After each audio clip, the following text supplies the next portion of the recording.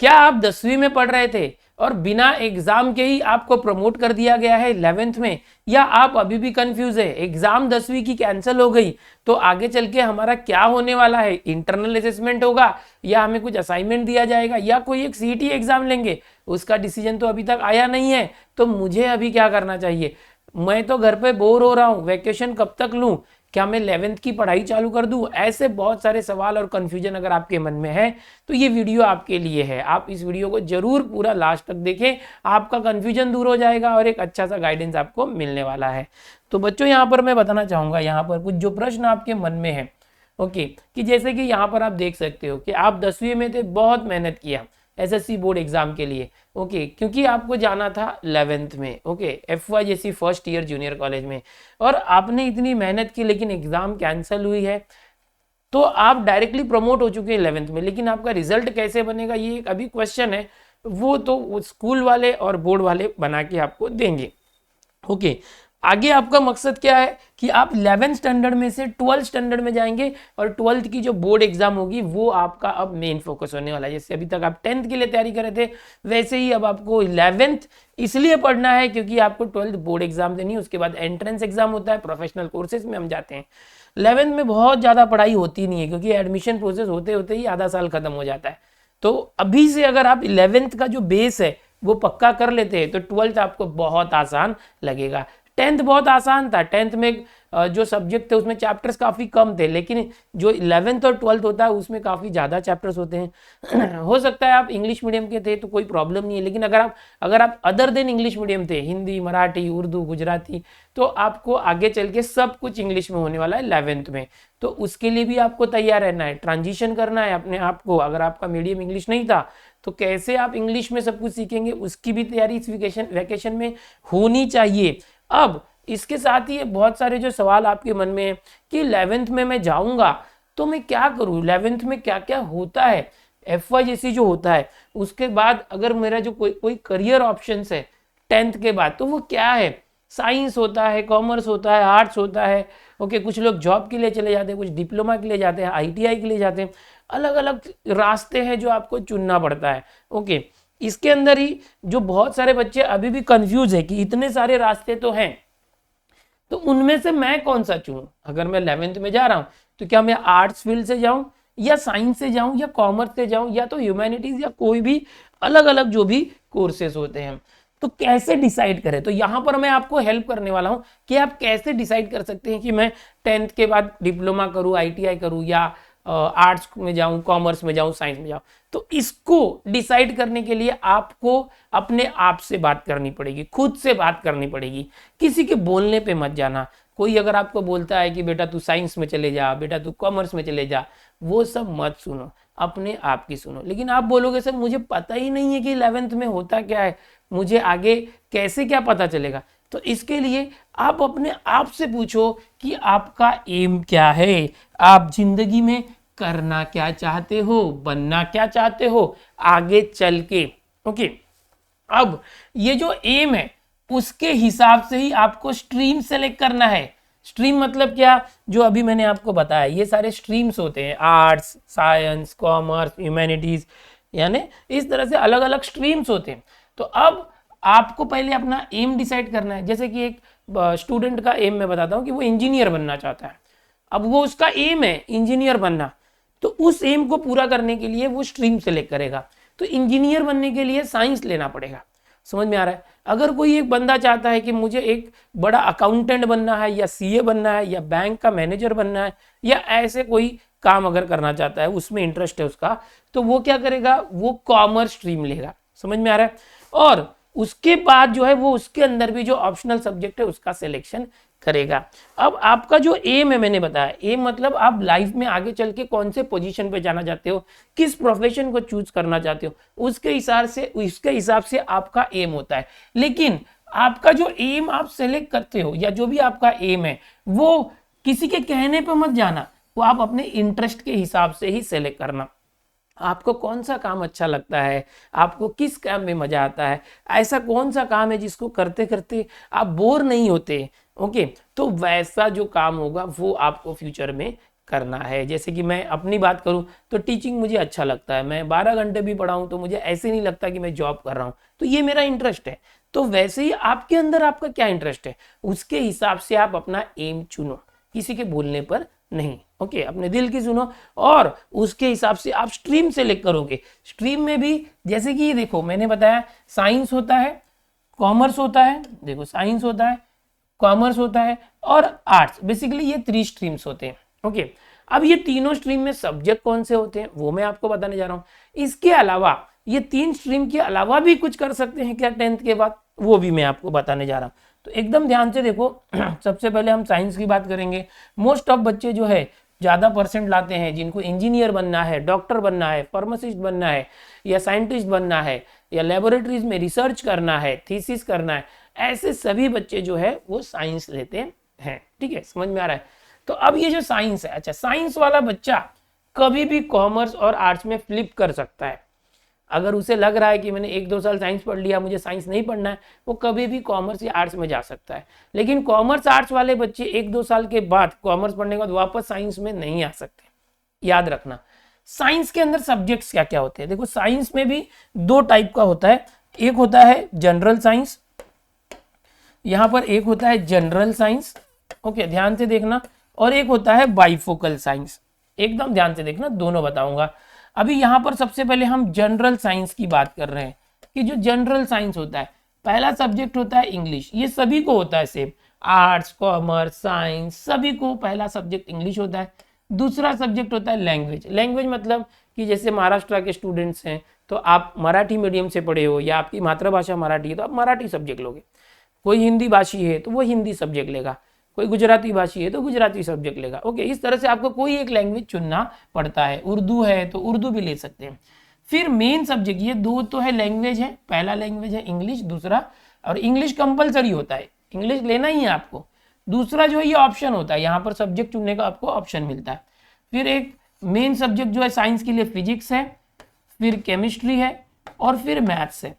अब ये तीनों जो सब्जेक्ट होते हैं, कौन से, फिजिक्स केमिस्ट्री मैथ्स, इसको हम शॉर्ट में बोलते हैं पीसीएम। क्या बोलते हैं बच्चों, पीसीएम। और ये मेन सब्जेक्ट होते हैं, इन्हीं के बेसिस पर आगे जो है एडमिशंस मिलते हैं। अब जनरल साइंस की बात करो बच्चों, ध्यान देना, एक छठा सब्जेक्ट होता है जो बायोलॉजी होता है। बायोलॉजी यानी जीव विज्ञान। ये जो है नीट के लिए जो बच्चे डॉक्टर बनना चाहते हैं उनके लिए बहुत जरूरी सब्जेक्ट है। इसी सब्जेक्ट के बेसिस पर यहाँ पर कॉम्बिनेशन होता है फिजिक्स केमिस्ट्री और बायोलॉजी।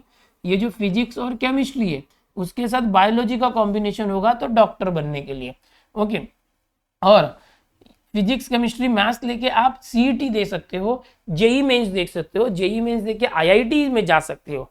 समझ में आ रहा है। या तो फिर इंजीनियरिंग कर सकते हो, फार्मेसी कर सकते हो, एग्रीकल्चर फिशरीज जो है साइंस लेके, ये पीसीएम लेके आप कर सकते हो। या तो फिर इसके बाद डायरेक्ट बीएससी आईटी कर सकते हो, आईटी के अंदर बैचलर ऑफ साइंस, या प्लेन बीएससी कर सकते हो।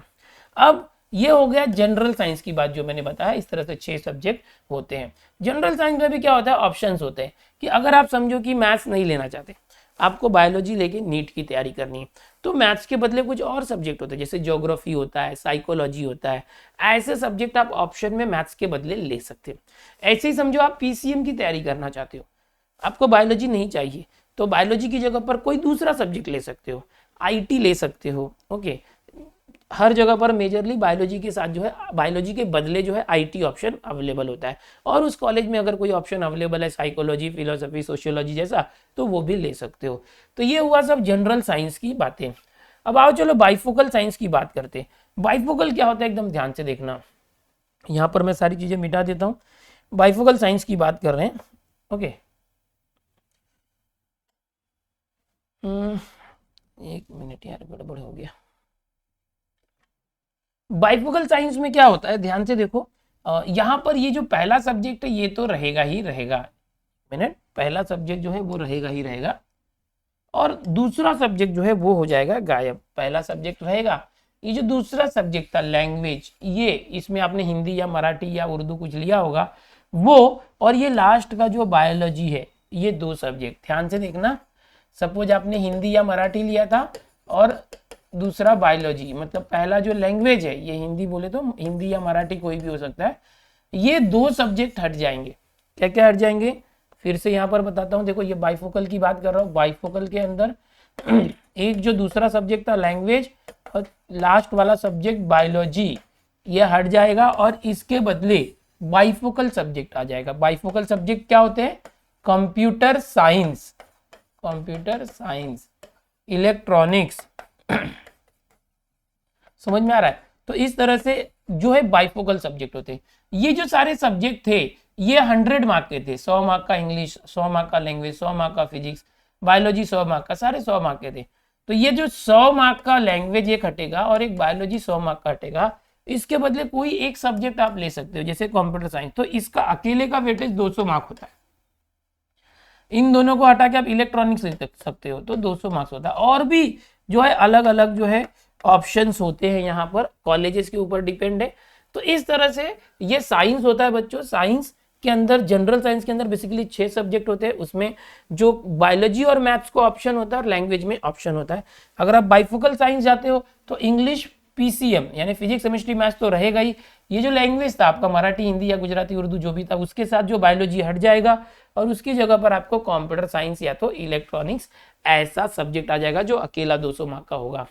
तो इससे क्या होता है कि अगर आप बाइफोकल लेते हो ना तो ये सब्जेक्ट प्रैक्टिकल सब्जेक्ट होते हैं, तो इसमें ना काफी ज्यादा स्कोरिंग करते हो बच्चे, 200 में से 190, 200 में से 180 के ऊपर ही सबका आता है, तो जिससे 12th का परसेंटेज उनका बढ़ जाता है। अगर आप कॉमर्स लेना चाहते हो बच्चों, तो जैसे मैंने साइंस के लिए बताया ना, उसी तरह से कॉमर्स में भी सब्जेक्ट होते हैं। पहला सब्जेक्ट होता है इंग्लिश, दूसरा जो ये सब्जेक्ट है ये लैंग्वेज, ये वापस से उसी तरह से ऑप्शन होता है, आप हिंदी ले लो, मराठी ले लो, उर्दू ले लो, गुजराती ले लो, जो भी आपके सब्जेक्ट है। कॉलेज में अवेलेबल भी होना चाहिए, किसी किसी कॉलेज में आप जाते हो, आपको बोलोगे उर्दू चाहिए, बट उर्दू है ही नहीं तो मिलेगा ही नहीं, ओके, गुजराती है ही नहीं तो मिलेगा ही नहीं। वहाँ पर हिंदी या मराठी का ज़्यादा ऑप्शन होता है, किसी कॉलेज में हिंदी भी नहीं होता तो मराठी लेना पड़ेगा, तो ऐसा होता है। तो इस तरह से तीसरा सब्जेक्ट होता है बुक कीपिंग एंड अकाउंटेंसी, इस तरह से होता है, मैंने शॉर्ट में अकाउंट लिखा है, बुक कीपिंग एंड अकाउंटेंसी, यहाँ पर जो खाता बही होती है, हिसाब किताब करने वाला ये सब्जेक्ट होता है। चौथा होता है इकोनॉमिक सब्जेक्ट, ये जो इकोनॉमिक्स है ये आर्ट्स वालों का और कॉमर्स वालों का सेम होता है। पांचवा सब्जेक्ट होता है organisation of commerce and management, ये पूरा इसका नाम है। और छठा सब्जेक्ट ऑप्शनल होता है, आप सेक्रेटरियल प्रैक्टिस ले लो या तो मैथ्स ले लो, जिसको मैथ्स में इंटरेस्ट है बट कॉमर्स लेना है, ऐसे बच्चे एसपी ना लेकर मैथ्स ले सकते हैं। बट जिसको मैथ्स से डर लगता है 11th-12th में, ऐसे लगता है मैथ्स नहीं चाहिए, तो मैथ्स मत ले लो, मैथ्स के बदले वो एसपी ले सकते हैं। यहाँ पर लैंग्वेज में आपको ऑप्शन अवेलेबल है और एसपी के अंदर ऑप्शन अवेलेबल है। यहाँ बता दूं कॉमर्स के अंदर भी बाइफोकल सब्जेक्ट होते हैं, जैसे कि यहाँ पर ये लैंग्वेज और ये एसपी हट के बैंकिंग एक सब्जेक्ट आ जाएगा। तो ये कॉलेजेस के अंदर डिपेंड है कि उनके पास कौन कौन से सब्जेक्ट हैं। अगर आप आर्ट्स लेना चाहते हो तो आर्ट्स के लिए भी बहुत ज्यादा सब्जेक्ट है, ओके। यहाँ भी देखो पहला इंग्लिश होता है, दूसरा जो लैंग्वेज है ये आपको चुनना है, हिंदी, मराठी, उर्दू, गुजराती, कन्नड़, तमिल, तेलुगु, जो भी कॉलेजेस में अवेलेबल है। मेजर तो मराठी लेते हैं लोग या हिंदी लेते हैं, जो आपका मदर टंग हो वो ले सकते हो, बट वो कॉलेज में अवेलेबल होना चाहिए। फिर अभी बहुत सारे सब्जेक्ट की लिस्ट में बता रहा हूँ जो आर्ट्स में होता है ये जो सब्जेक्ट की लिस्ट बता रहा हूँ ये सारे सब्जेक्ट में से ऑप्शनल सब्जेक्ट होते हैं, कॉलेजेस के ऊपर डिपेंड है कि वो एक कुछ सब्जेक्ट को ऑप्शनल करते हैं, कुछ को कंपलसरी करते हैं। फिलोसफी है, साइकोलॉजी है, सोशियोलॉजी है, इकोनॉमिक्स है, हिस्ट्री है, ज्योग्राफी है, मैथ्स है। अब ये जो मैथ्स है ये साइंस वालों का और आर्ट्स वालों का मैथ्स सेम होता है। फिर एजुकेशन है, पॉलिटिकल साइंस है। अब बच्चे बोलेंगे 11 सब्जेक्ट, तो ये 11 सब्जेक्ट सबके सब नहीं रहेंगे, आपको चुनना रहेगा इसमें से कि आप कौन से सब्जेक्ट लेते हैं। जैसे फिलोसफी और साइकोलॉजी आपने लिया, ओके, इसके साथ में आपने समझो एजुकेशन सब्जेक्ट यहाँ पर ले लिया, इस तरह से। अच्छा, यहाँ पर म्यूजिक वगैरह भी सब्जेक्ट होता है, अलग अलग आर्ट्स के जो होते हैं ना वो सब्जेक्ट होते हैं, वो ले सकते हैं। म्यूजिक होता है और अभी बहुत सारे जो कॉलेजेस में अलग अलग अवेलेबल सब्जेक्ट होते हैं। तो इस तरह से मैंने जो बताया आपको अलग अलग स्ट्रीम्स बताए, ओके, साइंस के स्ट्रीम बताई, कॉमर्स के स्ट्रीम बताई, वहां पर मैंने बाइफोकल भी बताया, कौन से सब्जेक्ट होते हैं वो भी बताया। अब यहाँ पर आगे बढ़ते हैं, चलो। यहाँ पर कुछ बच्चे बोलेंगे कि सर ये जो है इसका मतलब तो बताओ, कि जैसे फिलोसफी मतलब क्या होता है बच्चों कि इसको हिंदी में दर्शन शास्त्र बोलते हैं। मतलब क्या होता है मालूम है कि इसके अंदर जो बहुत सारे दर्शन शास्त्री थे, फिलोसोफर्स थे, उन लोगों ने पहले क्या बात की, क्या बताया था, उनकी क्या फिलॉसफी रही है, वो सब हम लोग यहाँ पर पढ़ते हैं। साइकोलॉजी में क्या होता है कि कोई एक ह्यूमन साइकोलॉजी हम पढ़ रहे हैं, तो कोई एक बच्चा है, चाइल्ड साइकोलॉजी उसकी है कि वो कैसे बिहेव करता है, ओके, उसके अंदर जो बिहेवियरल चेंजेस आते हैं वो कैसे आते हैं, वो साइकोलॉजी होती है किसी की।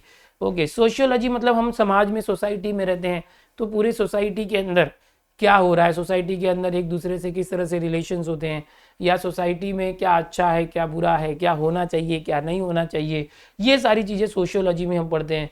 इकोनॉमिक्स के अंदर पैसों का जो लेन देन होता है, अर्थव्यवस्था होती है, उसके बारे में पढ़ाया जाता है, पूरे देश के अंदर पूरे इंटरनेशनल लेवल पर हो या नेशनल लेवल पर हो। हिस्ट्री के अंदर पास्ट में जो घटनाएं घट चुकी हैं उसकी बात होती है। ज्योग्राफी को आपको पता ही है, ओके, अलग अलग जगहों के बारे में हम ज्योग्राफी में पढ़ते हैं। मैथ्स है। एजुकेशन के अंदर जो भी एजुकेशन फील्ड है उससे रिलेटेड, एजुकेशन पहले कैसे था अब कैसे है, एजुकेशन में क्या क्या होता है। पॉलिटिकल साइंस मतलब राजनीतिक शास्त्र होता है, ओके, पॉलिटिक्स के बारे में पढ़ते हैं। तो साइंस, कॉमर्स, आर्ट्स। अच्छा, अभी आप बोलोगे सर कॉमर्स और साइंस का भी बताओ, तो वो बेसिक चीज़ें हैं, फिजिक्स, केमिस्ट्री, मैथ्स। केमिस्ट्री के अंदर केमिकल रिएक्शंस होते हैं। फिजिक्स के अंदर जो ये साइंस के तीनों पार्ट है, फिजिक्स, केमिस्ट्री, बायोलॉजी। बायोलॉजी के अंदर एनिमल्स के बारे में और ह्यूमंस के बारे में हम पढ़ते हैं। और फिजिक्स के अंदर जैसे हीट के बारे में, लाइट के बारे में, मोशन के बारे में हम पढ़ते हैं। तो ये सारी चीज़ें। अभी बहुत सारे बच्चे बोलेंगे कि सर अगर हमने स्ट्रीम सेलेक्ट कर लिया, अगर हमने स्ट्रीम सेलेक्ट कर लिया कि मुझे साइंस लेना है या कॉमर्स लेना है या आर्ट्स लेना है, तो क्या हम लोग जो है एडमिशन, अभी तक हमारा मिला नहीं है, आगे चल के एडमिशन होने वाला है, कब होगा पता नहीं, जुलाई, अगस्त, कभी भी। तो अभी हम क्या करें, एडमिशन के पहले कैन वी स्टार्ट स्टडी, पढ़ाई चालू कर सकते हैं क्या, ओके, या हमें वेट करना चाहिए कि पहले एडमिशन हो जाए फिर हम पढ़ेंगे, पहले एडमिशन हो जाए फिर हम पढ़ेंगे, वैसा करें। देखो बच्चों, पिछले साल का भी आपको एक्सपीरियंस है, जो 10वीं के बच्चे पास हुए थे उनका रिजल्ट जुलाई एंड में आया था, उनका एडमिशन होते होते कोर्ट में मैटर चला गया, उनका 11th का एडमिशन नवंबर दिसंबर तक हुआ, सितंबर अक्टूबर नवंबर में हुआ। उन बच्चों ने ज़्यादा 11th की पढ़ाई की ही नहीं, 3-4 महीने पढ़े, कॉलेज भी नहीं चला। और इस साल भी रेयरली जो है कॉलेजेस खुलेगा तो बहुत ज़्यादा टाइम के लिए नहीं खुलेगा। तो आपको सेल्फ स्टडी ही करना है, दिमाग में बिठा लो। शुरू कब करना है, जब कॉलेज का एडमिशन होगा तब करोगे। और एडमिशन का ठिकाना नहीं है, हर साल एडमिशन जो है रुक जाता है, कोर्ट में मैटर चला जाता है। पिछले साल भी मराठा आरक्षण का मैटर कोर्ट में चला गया था। तो 11th जो बच्चे इस साल 11th में थे और 12th में आए, उन्होंने 11th के कुछ पढ़ाई नहीं कर पाए, वो ना कॉलेजेस से हो पाया, 2-3 महीने मिले, कॉलेज वालों ने जो ऑनलाइन पढ़ाना था पढ़ाया, ओके। तो मेरा ये सजेशन है कि you should not wait for admission, admission के लिए वेट मत करो, पढ़ाई चालू कर देना। आप बोलोगे सर अभी तो हमें छुटकारा मिला है 10वीं से, बहुत पढ़ा हमने, 1 साल मेहनत किया, एग्जाम कैंसिल हो गई, तो ठीक है, आप कुछ दिन रिलैक्स कर लो, 8-10 दिन 15 दिन आपको लगता है उतना दिन छुट्टी ले लो, समझ में आ रहा है, उसके बाद चालू करो, लेकिन एडमिशन तक का वेट मत करना। या तो आप ऐसे कर सकते हो, डेली 2-3 घंटे पढ़ाई चालू कर सकते हो, 24 घंटे में से सिर्फ 3 घंटे या 4 घंटे पढ़ो, 20 घंटे में आपको सोना है, खाना है, पीना है, खेलना कूदना, वो करो, कम से कम शुरू तो कर सकते हो, ओके। जिसको चाहिए नहीं अभी नहीं करना मत करो, लेकिन एडमिशन का वेट मत करना। अब सबसे बड़ा सवाल है how to study without college teachers.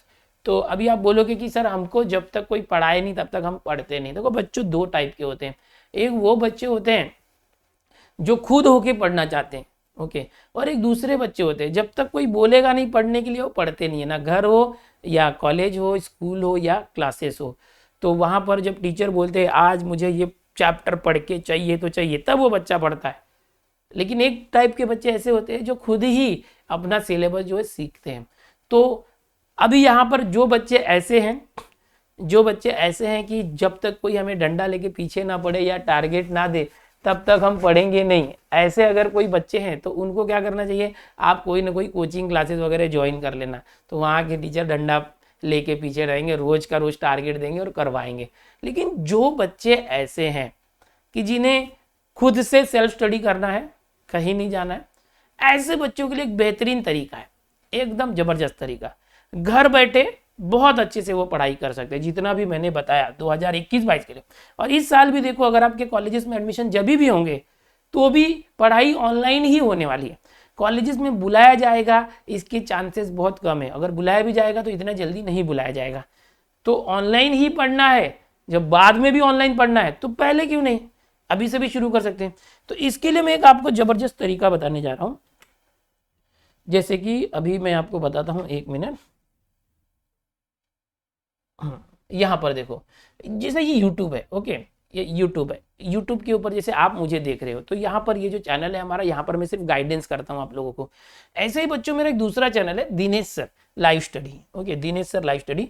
यहाँ पर 2,01,000 से भी ज्यादा बच्चे मुझसे मैथ सीख रहे हैं, सिर्फ 11वीं 12वीं का, ओके। तो यहाँ पर आप मुझसे मैथ सीख सकते हो।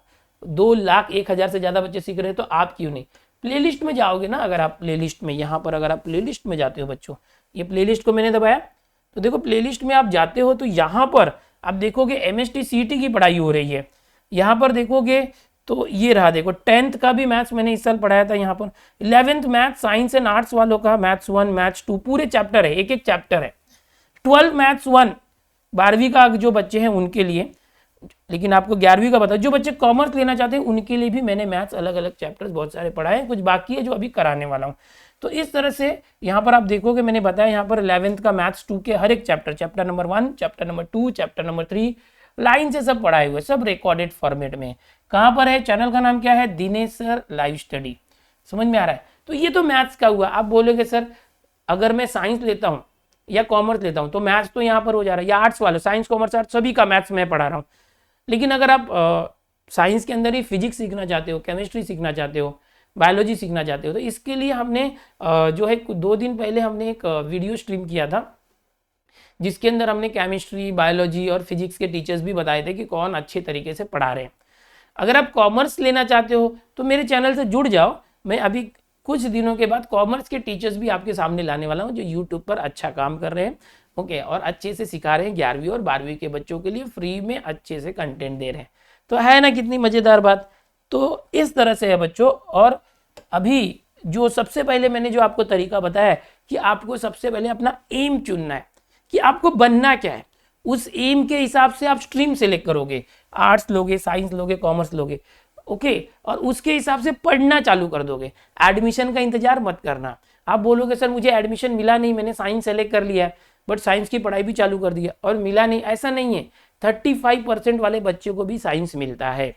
समझ में आ रहा है? अगर आपने कॉमर्स सोच लिया, कॉमर्स की पढ़ाई कर रही है, तो आगे सोच के चलो कि मुझे कॉमर्स ही लेना है। कोई प्लान भी नहीं होना चाहिए आपका। एक फिक्स रखो कि मुझे यही करना है। कॉमर्स लेना है तो कॉमर्स ही लेना है, साइंस लेना है तो साइंस ही लेना है। पढ़ाई चालू कर दो और जब एडमिशन होगा ऑनलाइन फॉर्म निकलेंगे, तो अगर आपने साइंस सोचा है तो साइंस के लिए ही फॉर्म भरना और आपको एडमिशन मिलेगा। अगर आपका परसेंट बहुत ज़्यादा नहीं रहा 10th में, तो फिर आपको बहुत बड़े कॉलेज में एडमिशन नहीं मिलेगा, तो नॉर्मल कोई एवरेज कॉलेज है वहाँ भी ले सकते हो। कॉलेज तो जाना ही नहीं है, सब घर ही बैठना है, ऑनलाइन ही पढ़ाई होने वाली है। बहुत लेट कॉलेजेस शुरू होंगे। और रही बात बोर्ड, आप किसी भी कॉलेज से दो, छोटे कॉलेज से एग्जाम दो या बड़े कॉलेज से एग्जाम दो, तो आखिर में 12th का आपकी बोर्ड एग्जाम होती है। और बोर्ड एग्जाम का जो रिजल्ट आता है वहाँ पर बोर्ड का नाम होता है महाराष्ट्र राज्य माध्यमिक व उच्च माध्यमिक शिक्षण मंडल पुणे, वहाँ कॉलेज का नाम नहीं होता। समझ में आ रहा है? तो कॉलेज कोई मायने नहीं रखता साइंस वालों के लिए, कॉमर्स और आर्ट्स वालों के लिए भी। हाँ, बड़े बड़े कॉलेज में क्या होता है, इवेंट्स होते हैं, स्पोर्ट्स होते हैं, वहाँ पर आपको अलग माहौल मिल सकता है, ओके। छोटे कॉलेजेस में ये सारी चीज़ें कम होती हैं, बस यही फ़र्क रहता है। पढ़ाई का कोई उससे लेना देना नहीं है। और कॉलेजेस में बच्चे कहाँ लेक्चर बैठते हैं, और इस साल तो अभी पिछले साल कॉलेज में जा ही नहीं पाए बच्चे। यहाँ इस साल भी मुश्किल है, घर पे ही बैठना है, ठीक है। तो बस यही सब बताना था। अच्छे से पढ़ाई चालू कर दो। जो 10वीं से 11वीं में बच्चे गए हैं, स्ट्रीम सेलेक्ट करके पढ़ना चालू करो। जब एडमिशन होगा तो उस स्ट्रीम में एडमिशन लेना। चलो, पहली बार चैनल पर आए हो तो चैनल को सब्सक्राइब जरूर कर लेना। मिलते हैं ऐसे ही मज़ेदार और भी वीडियोज़ में आपके गाइडेंस के लिए। Bye everyone.